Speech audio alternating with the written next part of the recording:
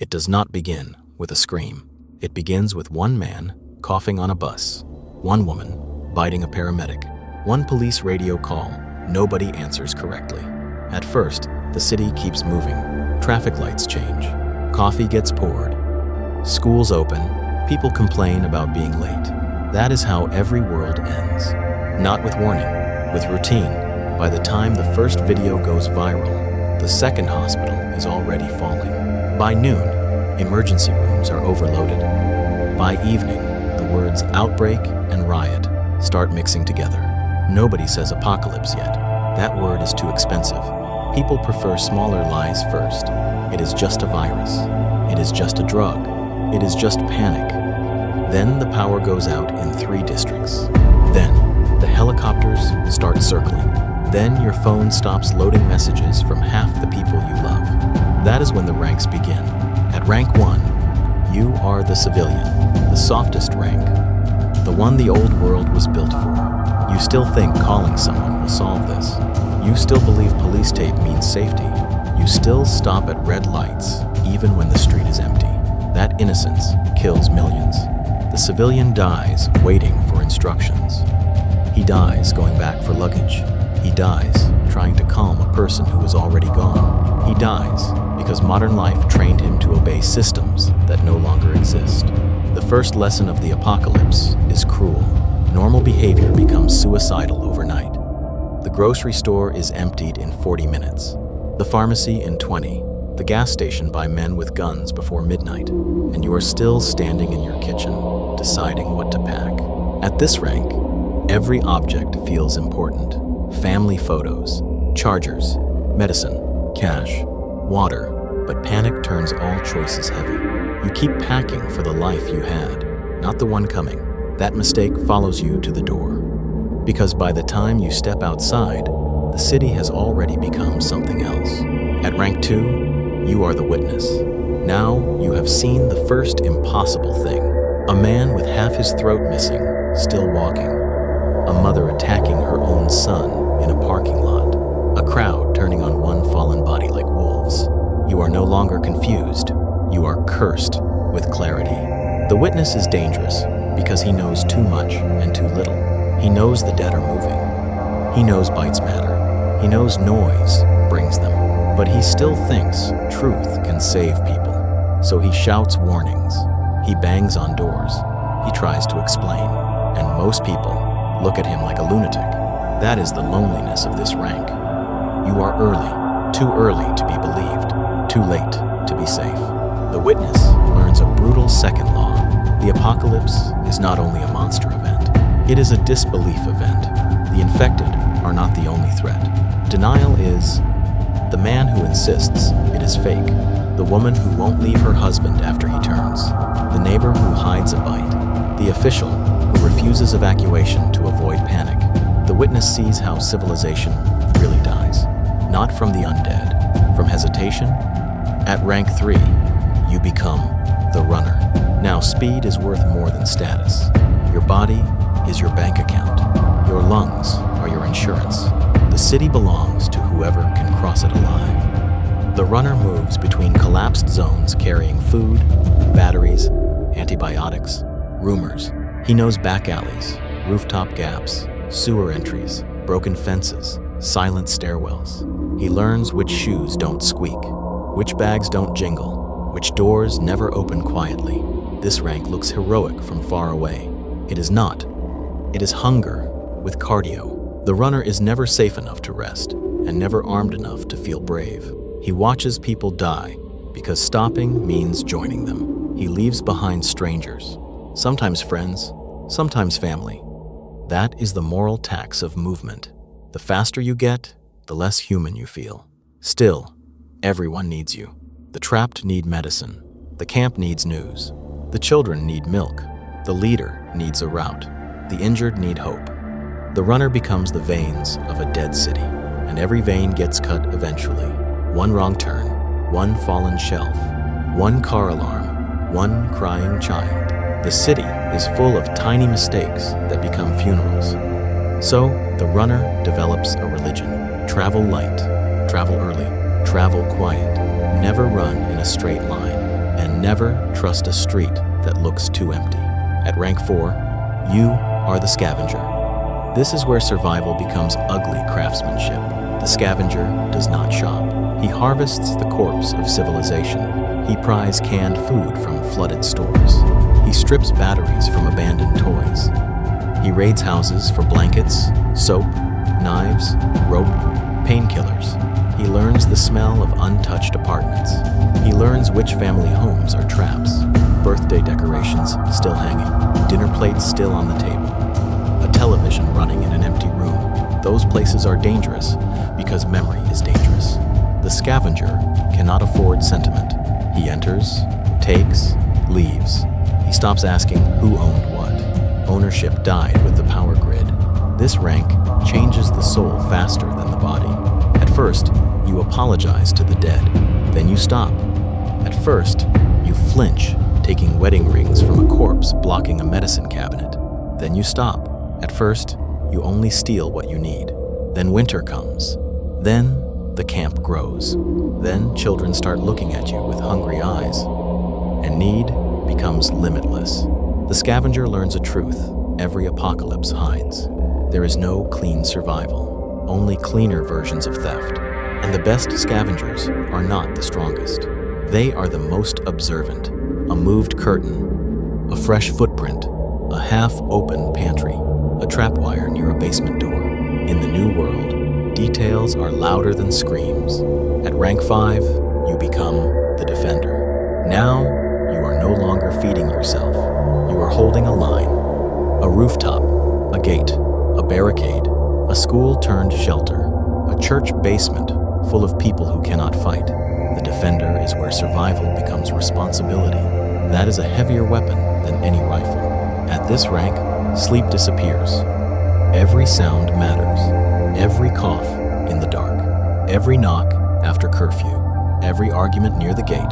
Because not all attacks come from the dead. Some come from desperate fathers. Some from armed drifters. Some from people your own camp rejected yesterday. The Defender stands between hunger and fear and pretends there is a difference. He learns ammunition is time. He learns barriers are promises. He learns one weak point becomes everyone's grave.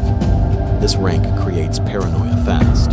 You start noticing who watches the fence too often, who asks how much ammo is left, who volunteers for nothing, who comes back from runs with less than they should. The Defender lives inside suspicion, because walls do not fail all at once. They fail through tiny acts of neglect. One loose board, one unlocked door, one guard who falls asleep, and then the entire night has teeth. Still, the Defender holds, because if the line breaks, every rank below him dies first. At rank 6, you are the Medic. This rank is hell with inventory. Everyone comes to you bleeding, feverish, delirious, infected, broken, pregnant, starving, dying, and you have less every day, less gauze, less antibiotics, less clean water, less morphine, less hope. The Medic is the last piece of the old world people try to preserve. Clean hands, accurate doses, a calm voice, a chance. But medicine in the apocalypse is not really about healing. It is about deciding who gets the last vial, who gets stitches, who gets the bed, who gets quarantined, who gets the bullet before the fever finishes its work. This rank ages people in weeks. Children come in with bites hidden under sleeves. Mothers beg you to try one more time. Friends ask you to lie. Leaders ask you to prioritize useful people. The Medic becomes a priest without a god he can verify. All day people ask for miracles. All night he counts what is left. He learns the third law of the apocalypse. Everyone says life is priceless until resources become countable. Then price appears instantly. And the cruelest part is this: the Medic cannot afford to be soft. One bad quarantine decision destroys a whole shelter. One act of mercy becomes 50 funerals. So the Medic hardens, not because he feels less, because he has seen what one infection does in a locked room. At rank 7, you become the Recruiter. This is where the apocalypse stops being random and starts becoming political. Small groups are dead groups, so someone has to build something larger. The recruiter goes out not for food, but for people, mechanics, nurses, electricians, hunters, teachers who can calm children, soldiers who can train civilians, farmers who remember soil. The recruiter sees survivors not as victims, but as functions. That sounds cold. It is, but cold systems outlive emotional ones. At this rank, charisma becomes currency. You promise safety, structure, purpose, a bed, a wall, a future. Sometimes you mean it. Sometimes you are just poaching talent before another camp does. Because that is what safe zones really are. Kingdoms being born badly. The recruiter also learns the market value of trauma. The man who lost everything is easier to shape. The woman with children negotiates harder. The teenager alone will follow strength if it sounds certain enough. The apocalypse creates the perfect labor pool, desperate, mobile, and easy to impress with canned food. That is why this rank is dangerous. It can save people. It can also build cults. Every tyrant begins as a reassuring voice at a gate. Every brutal camp began with the sentence, "We can protect you." The recruiter decides who enters the story next, which means he also decides which kind of story the camp becomes. At rank 8, you are the right hand, not the leader, more dangerous than the leader, because the leader speaks ideals, the right hand enforces them. You assign watches, you ration food, you settle fights, you make examples, you keep the leader's hands clean enough for speeches.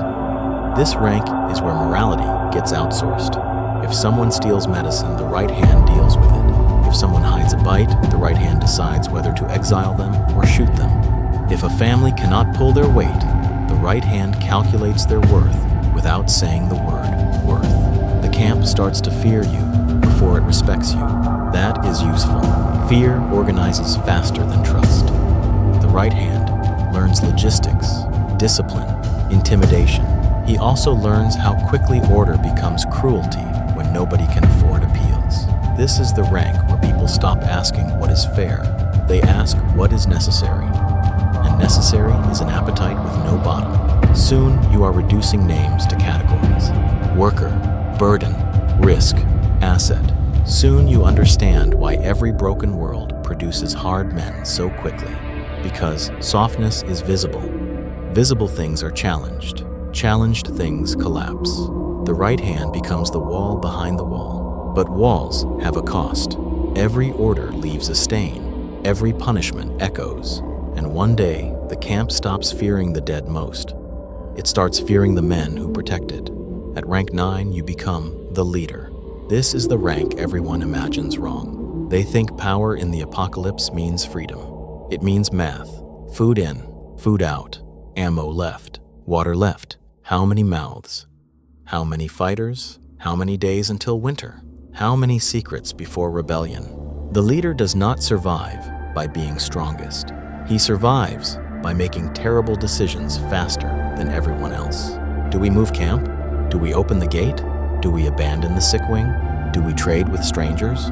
Do we execute a thief? Do we burn the dead now or save fuel? The apocalypse turns leadership into a machine that grinds empathy into policy. If you are too kind, the group gets used. If you are too brutal, the group turns on you. So, the leader performs balance while dying inside. This rank teaches the fourth law. People do not want truth from leaders. They want confidence, even when confidence is a costume stitched over panic. So you smile at briefings. You say we have enough. You say the fence will hold. You say the scouts will return. You say tomorrow is manageable. Then you sit alone at night, looking at numbers that spell massacre. And the worst part?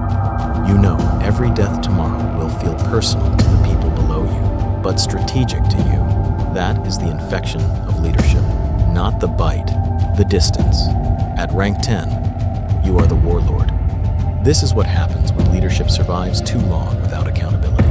The camp grows, then hardens, then arms itself, then starts looking outward, not with fear, but hunger. The warlord no longer asks how to survive. He asks how to dominate. Nearby groups become resources. Roads become territory. Water becomes leverage. Children become future labor. Prisoners become messages. This rank is honest in a way civilization never was. Power has shed its manners. The Warlord does not pretend violence is temporary. He builds a system from it. He controls food. He controls movement. He controls punishment. He controls hope by rationing it. And people follow because stability, even cruel stability, is seductive after chaos. That is the black heart of the apocalypse. It does not only reveal monsters, it hires them. The Warlord often began as a good protector. That is what makes him believable. He remembers the days of panic. He tells people, brutality is the price of never going back there. He may even believe it. By now, the zombies are almost secondary, still dangerous, still endless, but simpler. The true apex predator of the apocalypse is organized human certainty. A horde can only eat your body. A warlord can redesign your life. At rank 11, you become the Exile. Every apocalypse produces people who refuse camps, escape camps, or are cast out of them. This rank is pure loneliness. No walls, no backup, no witnesses. Just road, weather, hunger, and the constant sound of your own thoughts. The Exile is romantic only to the sheltered. In truth, this rank is slow erosion. You sleep in drainage pipes, attics, overturned trucks. You trust no fires, no roads, no voices calling at night. You stop using your real name because nobody needs it. You speak less because language attracts attachment, and attachment gets buried. But the Exile sees things no one else does. Empty suburbs reclaimed by vines, military convoys rusting on highways, malls turned into bone traps, farmhouses where families chose poison over infection. He sees what remains when every human system withdraws. And sometimes he sees beauty, a silent city at sunrise, deer walking through a bank lobby, wildflowers through a school gym floor, the world continuing without permission. That beauty is dangerous. It tempts the Exile into softness. Softness becomes delay. Delay becomes death. So he keeps moving until one day he hears distant laughter from a camp or distant gunfire from one, and he must choose again. Isolation or hierarchy, freedom or structure, loneliness or compromise. This rank does not end. It only converts. At rank 12, you are the last survivor. Not literally the last human alive. Something worse. The last one left from your original world. Your family gone. Your first camp gone. Your friends gone. The people who knew your old jokes, your old job, your old voice, gone. This rank is where identity starves. Who are you when nobody remains to remember who you were? The last survivor carries the full museum of the dead inside his head. He remembers birthdays, passwords, nicknames, the smell of his mother's house, the sound of a city before sirens became permanent. Memory becomes both shelter and poison. At this rank, survival is no longer heroic. It is habit, a brutal, stubborn habit. You wake, you search, you patch the wound, you bury the body, you move again. The last survivor has outlived rank itself. Civilian, runner, defender, leader, all of them now feel like costumes burned off by time. What remains is simpler. A creature who knows how to continue. And that may be the final evolution of the apocalypse. Not the zombie, not the tyrant, not the camp, but the person who has lost every reason to go on, and goes on anyway. At rank 13, you are the truth. The rank hidden inside all the others. Because the zombie apocalypse was never really about zombies. That was just the engine. The truth is, what the dead pulled out of the living. The civilian revealed dependence. The witness revealed denial. The runner revealed the price of speed. The scavenger revealed theft beneath necessity. The defender revealed paranoia. The medic revealed value. The recruiter revealed manipulation. The right hand revealed cruelty in order. The leader revealed distance. The warlord revealed power without costume. The exile revealed loneliness. The The last survivor revealed what remains after identity burns away. That is why apocalypse stories never die. People are not really asking how they would kill the undead. They are asking who they would become when the rules vanish. Would they share? Would they hoard? Would they protect? Would they rule? Would they abandon? Would they still recognize themselves after the 100th hard choice? In the end, the dead do not inherit the earth. The changed do. And the final sound of the apocalypse is not screaming. It is adaptation, a gate closing, a knife being sharpened, a child learning not to cry too loudly, a stranger deciding whether to let another stranger in. That is the final rank, not survival, transformation. Because the zombie apocalypse does not end when the last city falls. It ends when the survivors stop comparing themselves to who they used to be. When brutality becomes normal. When fear becomes routine. When hope becomes strategy instead of feeling. And when someone looks at a world of corpses, smoke, silence, and ruined highways and calls it home.